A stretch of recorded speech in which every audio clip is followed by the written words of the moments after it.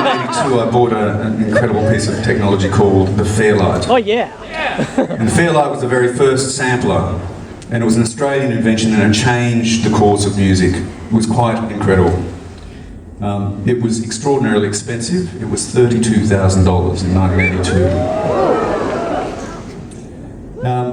And I was amongst a lucky few who could get access to this. I think in the first three were me, Peter Gabriel and Stevie Wonder.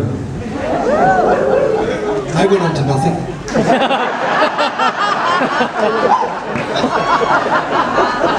And what it could do, it made a little digital recording of whatever sound you wanted.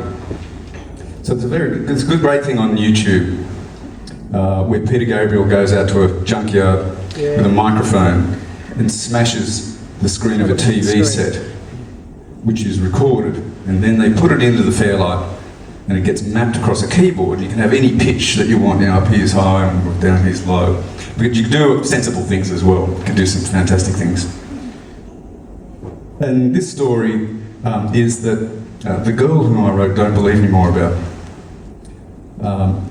her voice singing a beautiful high note, which I'd sampled for the Fairlight, is actually in the song and she never knew it.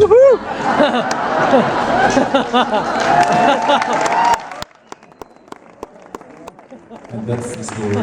Story one.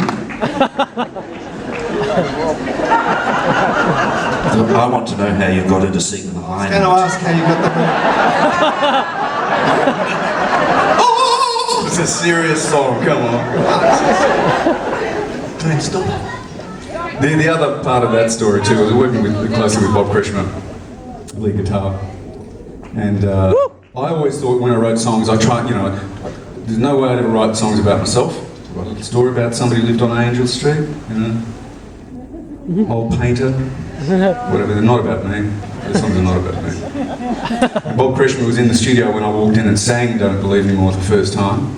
And he came to me many years later, because I didn't have that sort of relationship with Bob where we talked about that stuff, that stuff. And later on, when I ended up writing with him, and we spent a lot of time together, he said, I knew the minute you walked into the studio and sang that song, something was dreadfully wrong. I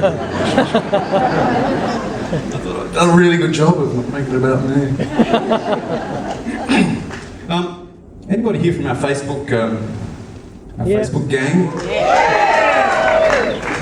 So, anybody here who came along to the SP for DubHOUSE? Yeah. So, the rest of the room is completely mystified. Awesome gig. I had this fabulously mad idea. Well, I thought it was a really sensible idea, but... when we were touring in Europe in 1983, we did these big German summer festivals, had the weirdest lineups. They had, John McLaughlin and Crosby, Stills and Nash, and Robert Palmer, some metal band, Iron Maiden, somebody like that. And I remember standing side of stage, Peter Tosh's band was playing. It was a big band. They're probably all completely off their dial. And at the time we had a #1 hit in Europe, and it was quite high pressure. When we weren't performing and whatever, I was doing lots of interviews and all that stuff you do and whatever. And I was with Guy Pat, our bass player, to the side of the stage watching Peter Tosh. And I said, Guy, see the guy up the back with the guitar just going, chunk, chunk, chunk. I want his job.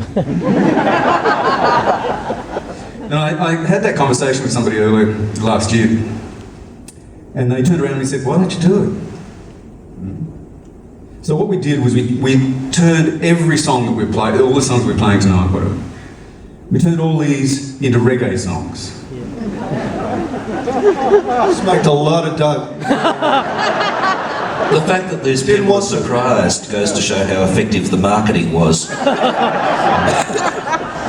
We did a couple of gigs, it was pretty big, we're kind of a big deal. And we got some fabulous extras, 3 fabulous guys from Melbourne. Thank you, Glenn, for putting all that together, and a couple of his mates. Really talented guys, and we had the best time. And what we did was we played down at the Esplanade Hotel the entire night. Icehouse done in reggae styling. Yeah. And we called it DubHOUSE. And the whole idea was to really, just to have a party, which worked particularly well because reggae does that to you. Does that to you. If you're interested, out in the lobby, this is a shameless plug. We've only just literally today received the recording of the DubHOUSE gig in Sydney. There are only two, one in Joe Darren. Darren's going to stand up down here. This is a stalwart member of our Facebook page.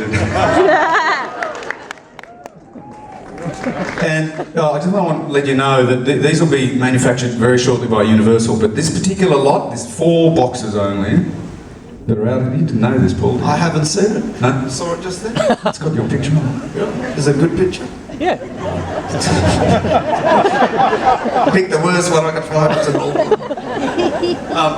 These particular ones that are for sale here, we pressed ourselves, so that makes them a very limited edition. Just saying. Worth millions. So, what we're going to do is we're going to play the version of this song which you won't recognise immediately. And this one's actually not particularly reggae. When we say reggae, we did most of them kind of reggae. Then we did some kind of high life, and we did some kind of... Have you got a description? Smoked a lot of dope. That's what we did. This one's a bit more your Sly and Robbie sort of vibe. It's more your Sly and Robbie. It's more your Grace Jones. I always feel like James Bond when this starts. I sort of want him to You look like me shaker. Lever's Bond. Should we try this? Let's do it.